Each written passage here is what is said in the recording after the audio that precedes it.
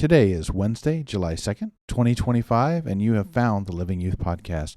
My name is John Robinson. I'm here again with my podcast co-host, Mr. Wallace G. Smith. Mr. Smith, how many times have we recorded this intro?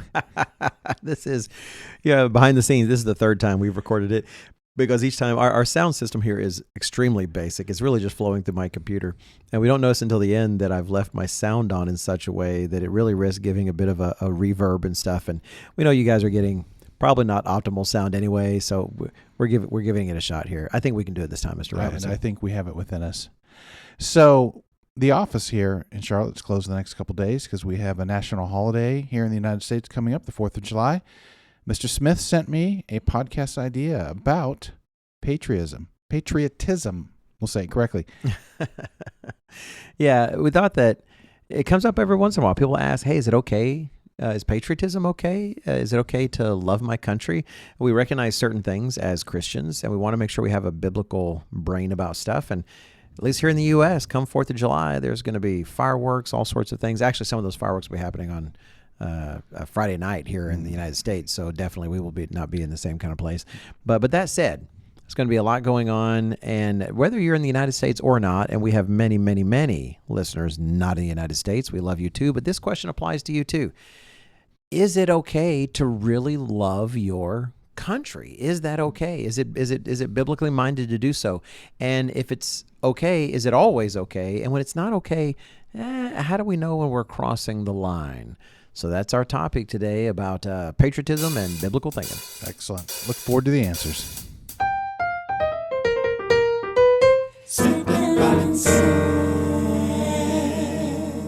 Mr. Smith, you mentioned fireworks earlier.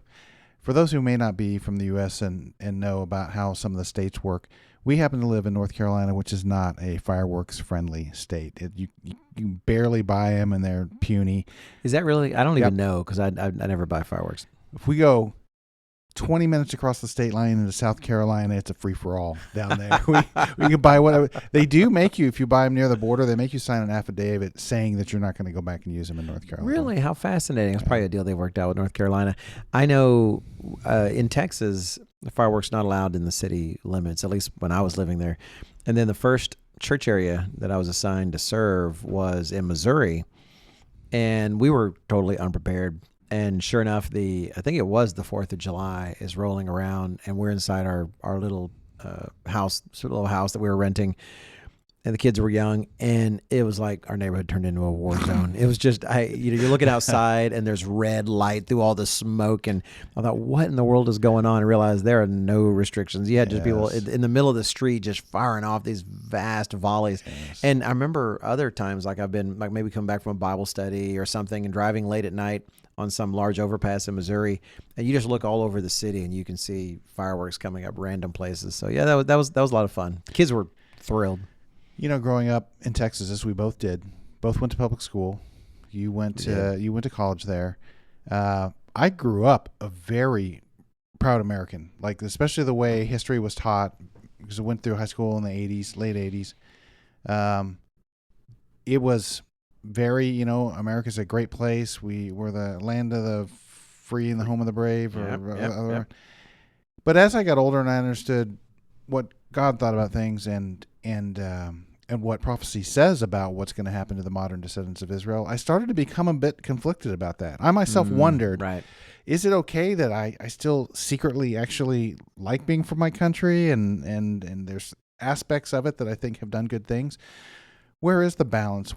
How do you find where to land on having some affection and some love for your country, but without embracing all that it represents? Right. First, why don't we get the word patriotism out of the way, because it's a really loaded word, and we really just want to talk about the ideas here. We want to talk about loving your country, but without the burden of that word, because you hear it all the time in politics, like how dare you question my patriotism, right? It's a very charged word. When you look it up, I looked in a couple of sources. One was a Merriam-Webster, and it defined it very simply. Patriotism was love for or devotion to one's country. And as we're going to talk about, I think that just love for is fine, depending on what that means. A devotion to can also be okay, but what does that mean? I actually found a broader definition that was a little more helpful in etymology. I think it's etymologyonline.com. I should actually have gotten the actual name of the website, but I tend to go to it all the time as a go-to website for the origin of words. That's kind of the business I'm in. And it actually gave them a much broader definition. And it defined patriotism as love of one's country, which again, as we'll see, within limits, that's certainly fine. But then it also said the passion which moves a person to serve his country. It's like, okay, well, in what capacity, right? You can serve your country in one way or you can serve it in another way. And then it says either in defending it or in protecting its rights and maintaining its laws and institutions. And that's where we're going to run into some difficulties, because every country on earth has certain laws, characteristics, traditions, cultural elements that disagree with God's way. Some that agree with God's way and some that disagree with God's way. And we're going to find that that's going to be our kind of defining barrier. So keeping that in mind, let's just set the word patriotism and being a patriot. So set that aside. And let's just kind of focus on some more basic questions. So, first question, is it okay to love one's homeland and have affection for your local customs?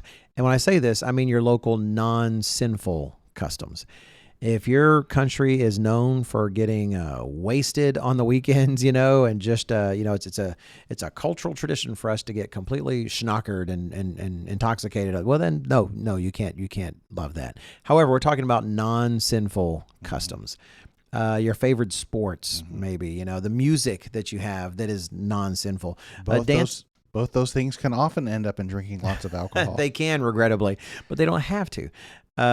So in that sense, we can say that yes, it's actually, there's nothing against that. And I would say there's certain biblical evidences for that. Yes, I would agree. In our hymnal, there's the hymn, I don't know what hymn number it is. I didn't look it up, but I know it comes from Psalm 137. We sing By the Waters of Babylon.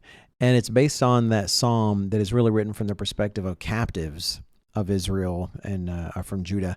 And they're reflecting on, how they miss their land, and how their love for Jerusalem is just so high. And it's not just in that sense, I feel, Mr. Robinson, I don't know what you think, but my take on the hymn is that it's not just about how they love God's ways and how God's laws were there. Because if anything, if they're taken captive, they've been living in a land that weren't practicing God's ways for a long time.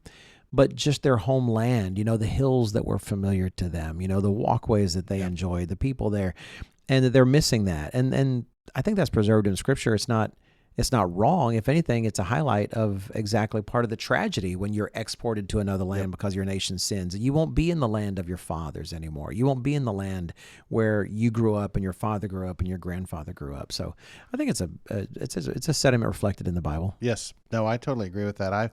I even found myself as I've gotten older and a little more nostalgic and a little more reflective that sometimes I find myself back in places that were very familiar, and nobody would ever say, "Oh, this is the most beautiful place ever," but it's familiar, and it was a part of my history. And I agree. I think and on top of it all, they were cast out of the Promised Land. God sent them into captivity from the Promised Land. So, what I do think we occasionally fall for what we see of pictures of Israel and Jordan, and it's just kind of sandy and rocky and dirty, and not you kind of think, why was the Promised Land? But if you look, especially before the Ottoman Empire occupied the area, it was a very beautiful area that had lots of vegetation and abundant rainfall when they weren't sinning. And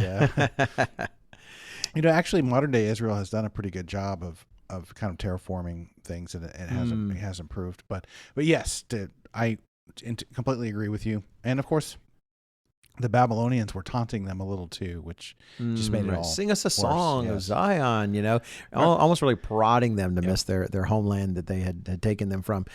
One of my favorite passages in this regard is in Nehemiah, and I'm going to turn there in Nehemiah chapter 2. And it reminds me of a poem that I think I read a long time ago on not the whole thing, but on a different podcast. And this is where Nehemiah is the cupbearer of the king in captivity. And in chapter 2 and verses, I think it's just be one. No, it's not just 1 through 3. Let's see. Yeah, it is 1 through 3. That'll be sufficient. So in Nehemiah chapter 2 and verse 1, now here you have the Jews in captivity. And it says here, and it came to pass in the month of Nisan, in the 20th year of King Artaxerxes, when wine was before him, that this is Nehemiah writing in the first person, that I took the wine and gave it to the king. Now I had never been sad in his presence before. And he's saying this because he is currently sad. And the king can tell on his face. Verse 2, therefore the king said to me, why is your face sad, since you are not sick? This is nothing but sorrow of heart.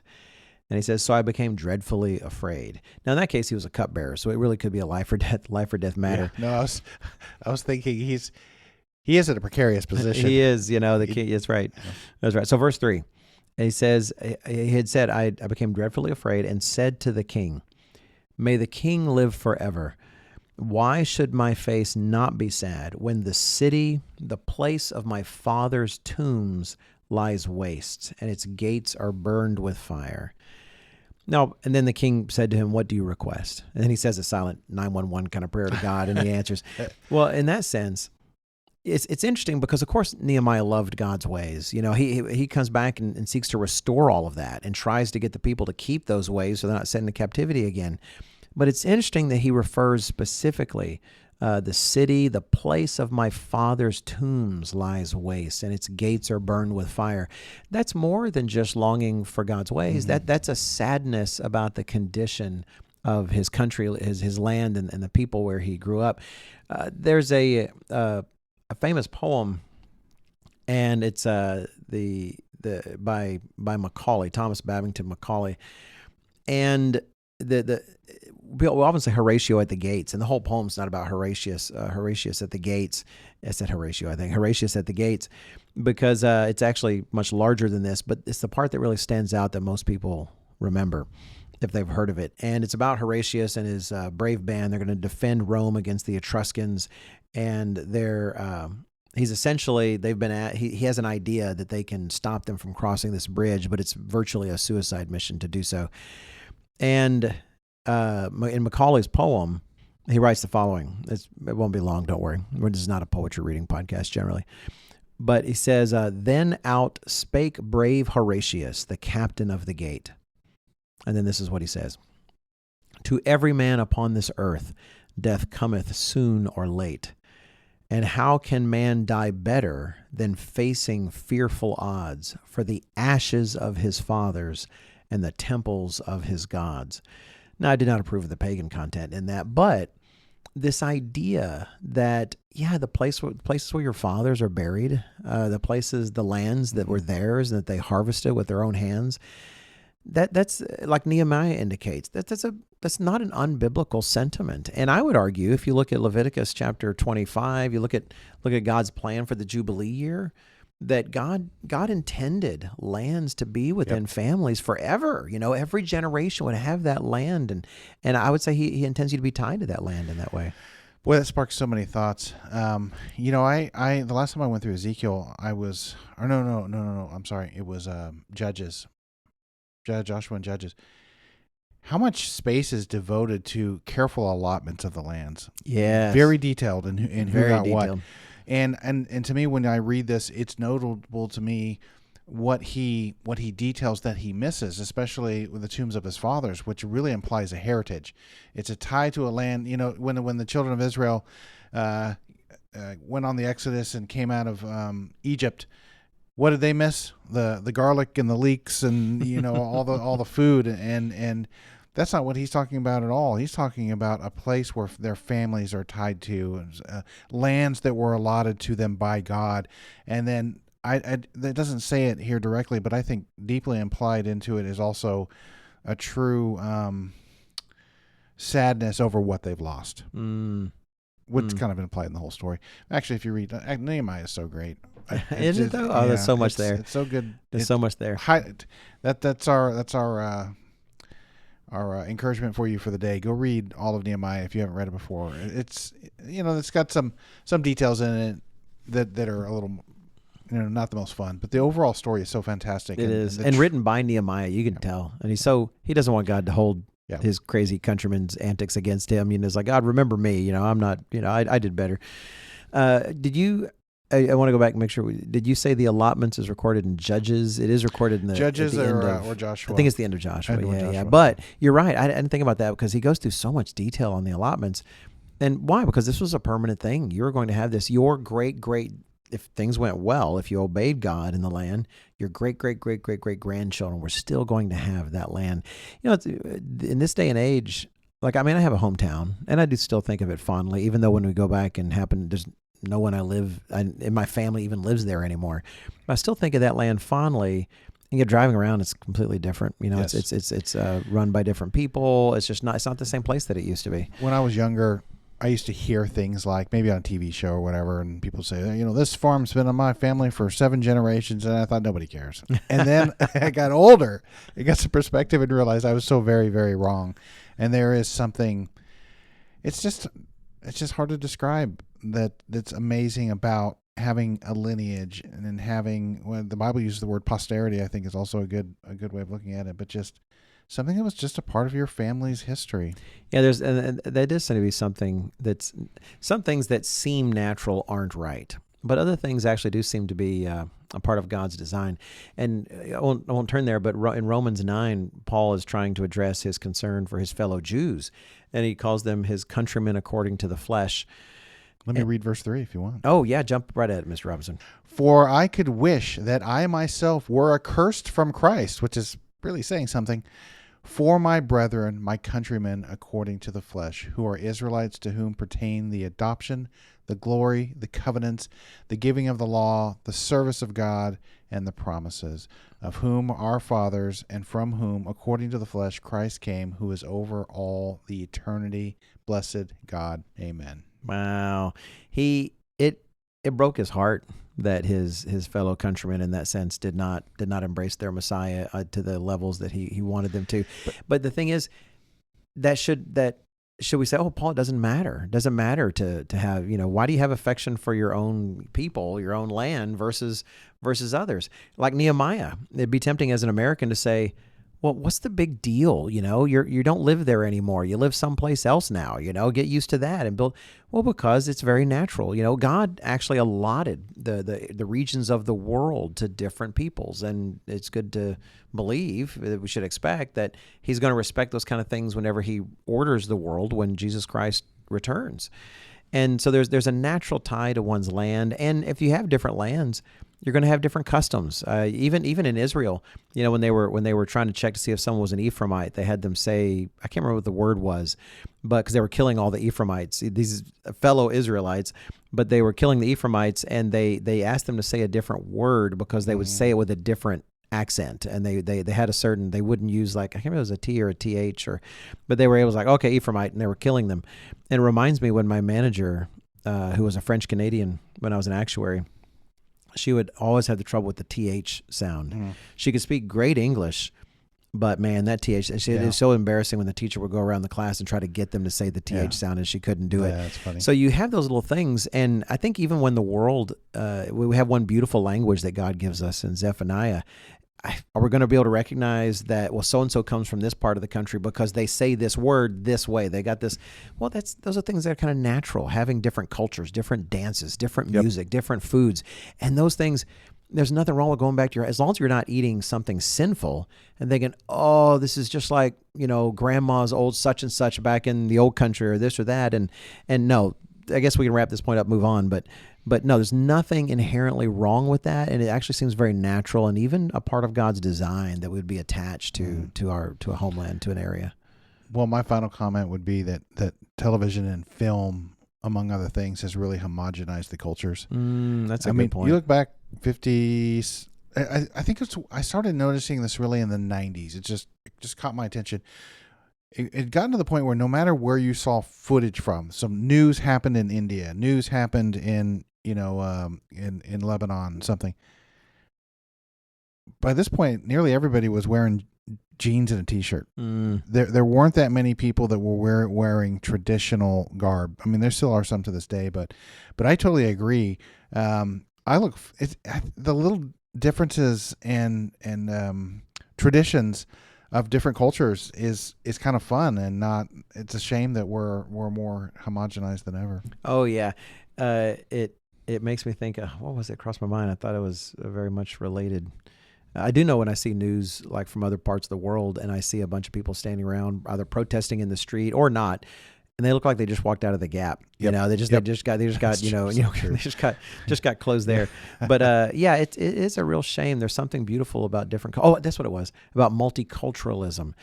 You know, it's this idea that having different cultures can be a truly wonderful thing, a beautiful part of humankind's variety. Not embracing sin. We're talking about cultures that are not sinful within the room God gives us to have different music and different styles. That lie that we're embracing multiculturalism. When you look at the forces in this world that tend to press that now, as the years have passed, they're actually not multicultural at all. Amongst those, for instance, and this I know it seems like a distraction, but hopefully it's relevant. I think it is as it popped in my brain. I remember after 9/11, there were so many who were concerned about, say, Islamophobia, as they said, or that people could be just Islamic and completely innocent. They certainly didn't participate in 9/11, and afraid that the culture was going to go after them and such. And they're really defending those and coming out and trying to and saying they're defending multiculturalism. Well, that's fine as far as that goes. Again, we're not talking about the politics or anything. We're just kind of looking at the later effect, because then more recently, in some of those school districts, et cetera, where Muslims are in large number, and they were trying to introduce transgender education and pro-homosexuality education, a lot of the Muslim families came out and talked to the school board and say, hey, we don't want our children taught all this.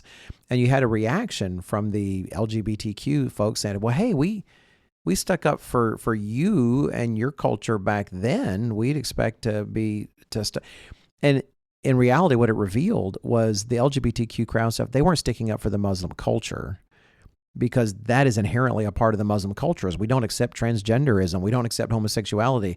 What they were doing was sticking up for them in the sense that they represented the opposite of Western culture. It was more they were sticking up for an anti-culture.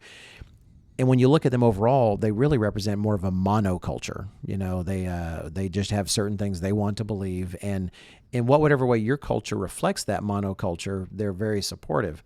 But in the ways that it doesn't, they just kind of ignore until you're the next victim. So we're not talking about this concept of multiculturalism. Actually, quite the opposite. God intended different families to settle in different parts of the world, and you would individually develop these wonderful cultures. And they should be vibrant and alive, but you don't mush them all together and then create a monoculture. It's actually more what you saw at Babel, where they just tried to force the fact and not let families disappear and try to be one culture. If the audience can't hear my head nodding, just imagine out there that I'm nodding along to Mr. Smith's excellent comments. Oh, thank you, Mr. Robbins. You're very kind. We'll get old enough eventually, and they'll hear all of our bones creak and stuff as we're nodding and moving. Yes. All right. Second point.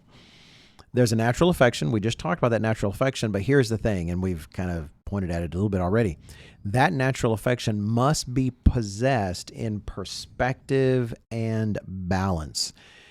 And I think, and I've tried to narrow down on, I think, what is the driving thing that helps me possess perspective on that is answers the question, where is my real, more fundamental homeland? And it's not often Texas. Where is my actual citizenship that matters more than my American citizenship? And that's not, in Washington, D.C. or wherever there's some record saying that I'm a citizen. I guess my birth certificate does that. No, in Hebrews chapter 11, it highlights how your homeland, the one that you're really looking for, is actually not even here yet. It's one that's yet to come. I think one point I'd make is, I'm glad you've included this here for a couple of reasons, but we tend to think these days, in here in the end of the age in modern times, of citizenship being nationality. But from a biblical perspective, citizenship was tied to a city almost always. Yeah. And that's the way God looks at it. If you're baptized and have received the laying on of hands, your citizenship is really of the heavenly Jerusalem. that's where we should consider ourselves from, which is part of why we consider ourselves ambassadors. The song we sing, Ambassadors of Christ. We should be out there representing heavenly Jerusalem, which is why it really does matter what kind of behavior we model in front of our neighbors, so on and so forth. But and also this gets a little. This is not your point, but I will mention. You're pointing out where our real homeland is. Where's our citizenship actually derived from in a spiritual, eternal sense? This is also the same reasons we don't vote, same reasons we don't go into the military, same reason we don't do jury duty. I mean, of course, legally, humanly, I'm from Texas. Well, we live in Charlotte, North Carolina now. If the jury duty came around, it would be for North Carolina, but we can't go serve these other institutions because we don't consider ourselves.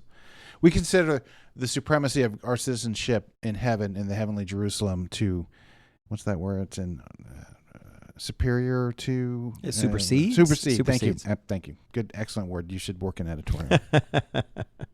You're so funny, Mr. Robinson. Your comment reminded me because Paul literally says that in Acts 21-ish, where he says that he is he's a Jew from Tarsus, right? He said a citizen of no mean city, and by mean he just means not just an average city, or this is a serious city. And so it's interesting. It does make that attachment. Hebrews chapter 11, I think, is a great one for highlighting that, looking at the behavior of Abraham and others and their mindset about where they were physically. And in Hebrews chapter 11, and speaking of Abraham, it says in verse 10, "For he waited for the city which has foundations, whose builder and maker is God." That was the city he focused on. Let's jump down to verse 13.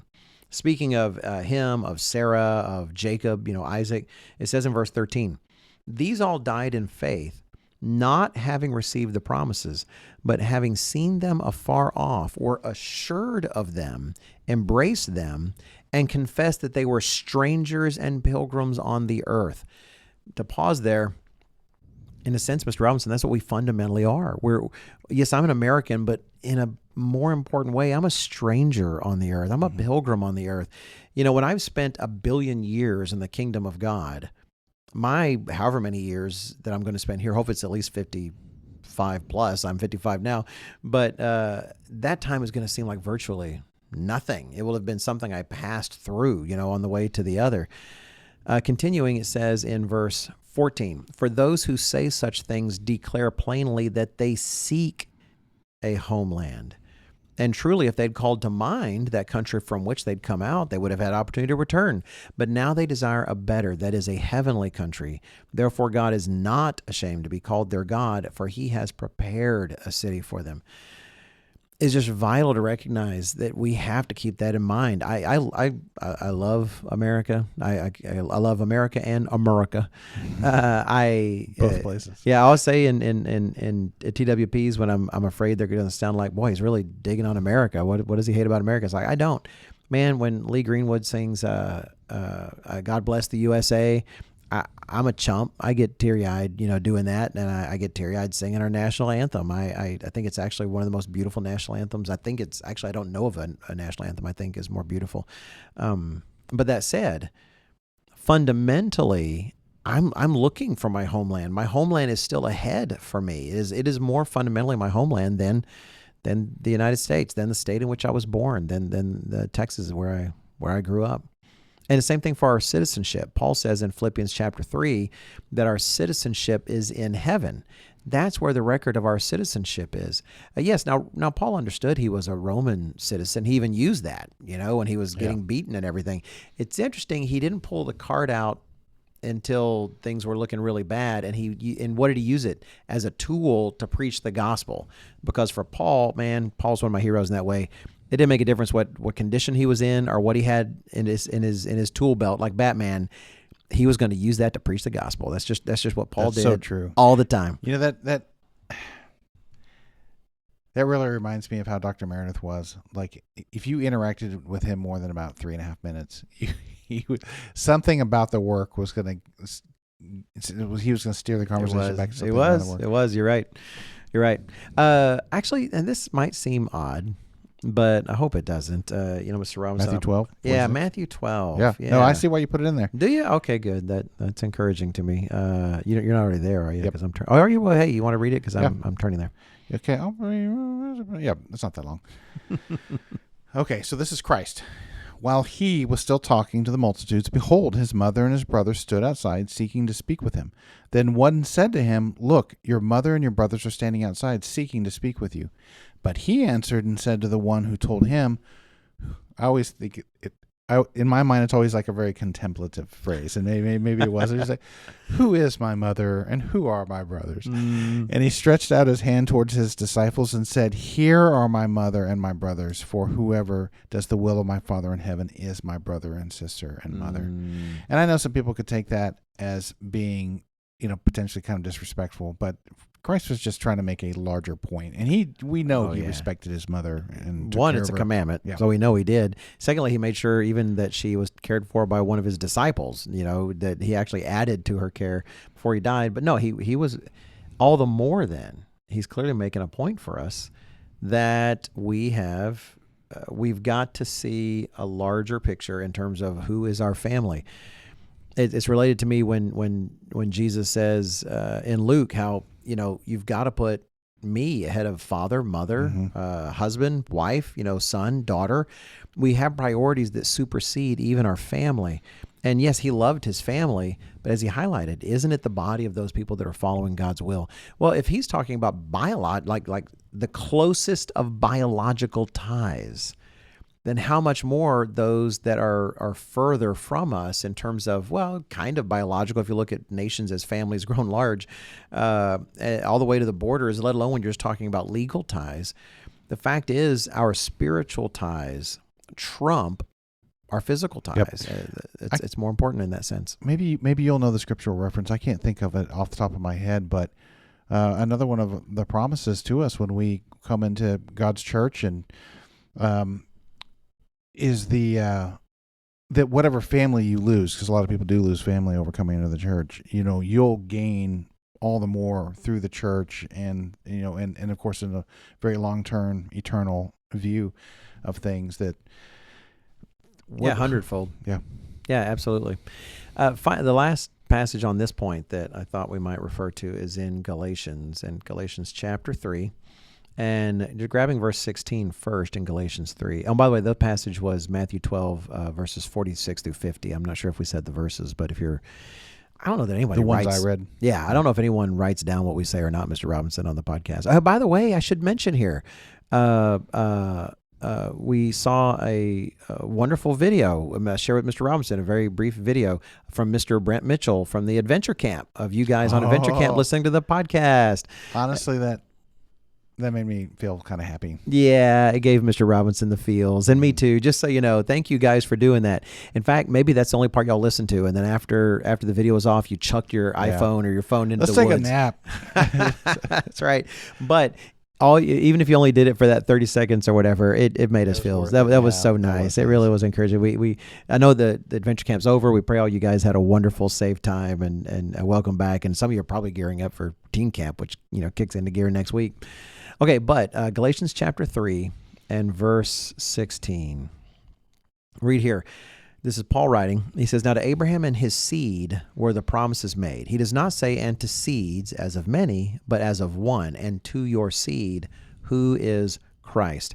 He's making a point, and we've long taught in God's church that there are promises to Abraham that were clearly race in meaning in terms of that sense, family, Abraham's physical descendants in that way.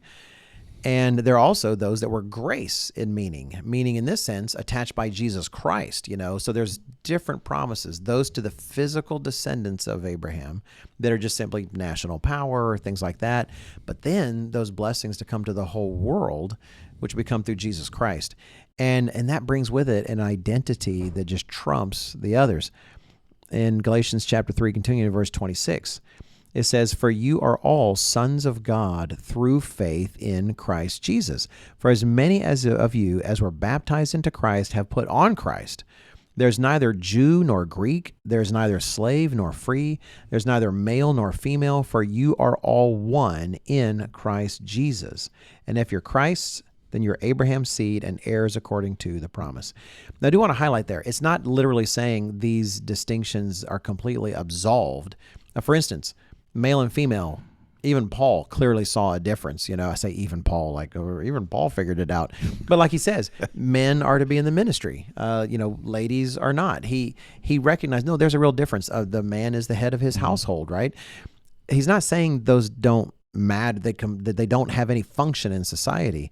But what he is saying is that before God, you have this new identity where really male and female, like for instance, when we're all in the kingdom of God, I think I've said before, I'm really pretty sure my wife might be my boss in the kingdom. When you look at character and overcoming and all those things, and she's just a remarkable woman. In this life, I'm the head of the house. But whether she's my boss or whether God needs her to run something else in the kingdom of God, we're all working, everything is really different in that. And when it comes to our standing before God, which is so much more important than our standing as this nation or that nation or our citizenship, then being the Israel of God, as Paul says elsewhere, is so much more important. When it comes to my ties to my country, which can be very natural and right and can be good, what's more important is my ties to my brother and sister in Christ. When I was in, my wife and I had the privilege of being in Kuala Lumpur for Atonement with Mr. Rajan Moses and the wonderful people there, and then also being in Australia for the feast this past year. In both cases, we may have come from the United States to be in a different country, but we were surrounded by people that are closer to us than any non-church American could ever be, because we were tied by the Spirit of God. And we may have been in a different country physically, but we were still amongst our people. We were still amongst the people that God sees and that we see as our people. And that was a beautiful truth to know. So we cannot let our natural affection for our country, our homeland, override our belonging to this larger spiritual body to which God has added us. Well said. Thank you, Mr. Robinson. Probably wordier than it needs to be, but hopefully it's all right. Well, no comment. Okay, the third point. No, I was just, it wouldn't be a Mr. Smith explanation if it wasn't full featured and a lot of context. Full featured. Oh, that's very nice. Very nice, Mr. Robinson. Okay, hey, what you read the third point. What's the next one? This is a good point. They're all good points, of course. We can't confuse our country's ways with God's, which demand not just affection but loyalty. And I want to hear your comments about it, but that really comes home here in the USA, where sometimes we confuse some leaders and what they want to do with being godly. And there's some pretty specific definitions on what are godly, and there really are. It's really amazing how we have readers of the magazine who will write in, and there's one fella, and honestly, the last letter he sent me was really nice. He just sends it to the magazine, or now actually it's to me now that he knows I'm the executive editor. And the last one was really nice. He was so appreciative of one of our articles, but I would say the 3 or 4 or 5 letters that he sent before that were very angry. And he would be upset that we weren't anti-Trump enough, for his sake. And I would try to say, look, we're not political. And he goes, oh, you guys should not be political. That's right. But I tell you that Trump this and that. He was just angry. And he says, the only people trying to save this country are the Democrats. He would say all these things.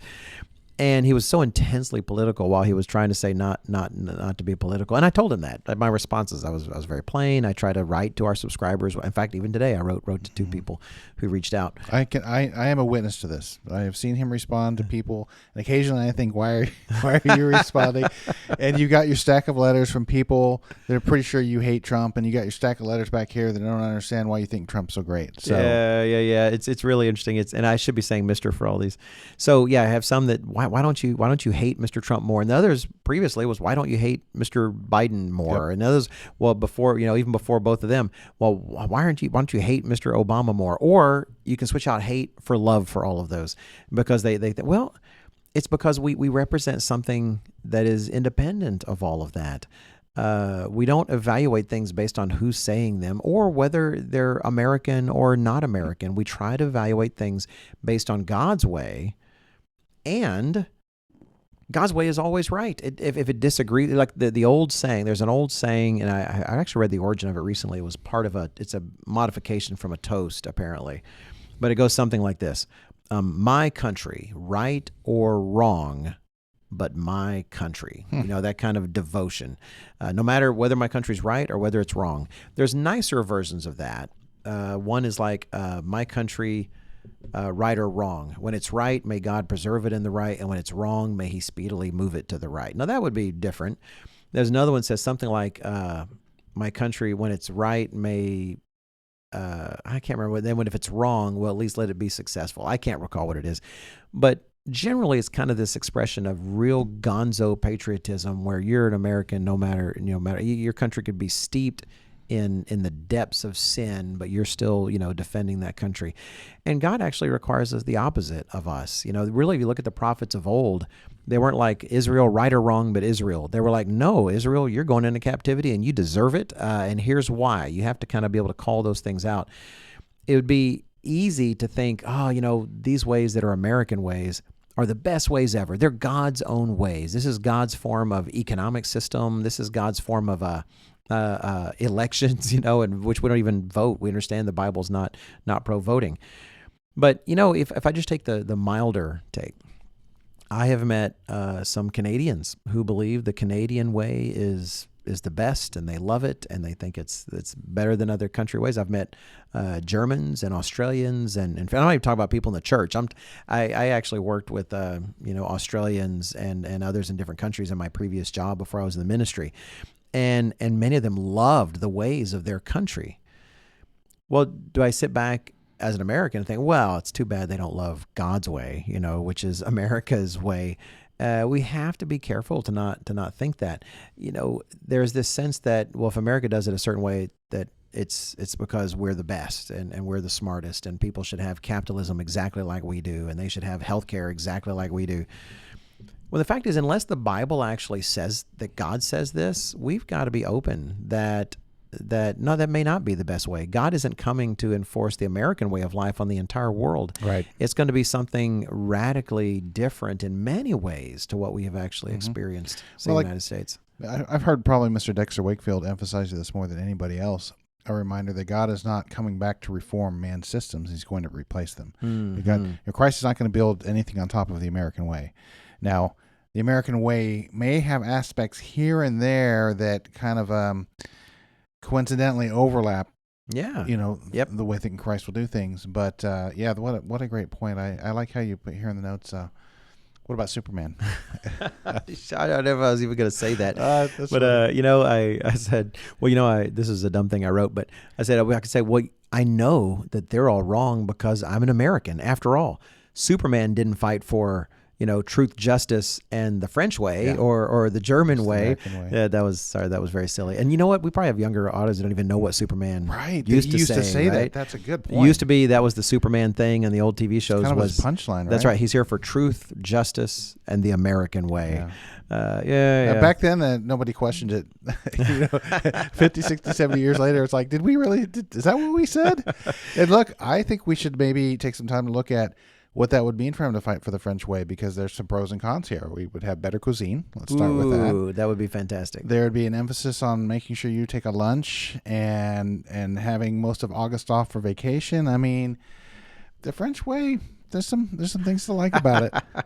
We had I remember again before I was in the ministry, I was working with I got exposed to so many different people in different countries, and because I was part of the work that I did for the insurance company was we work with our international divisions, and we're developing products for different countries.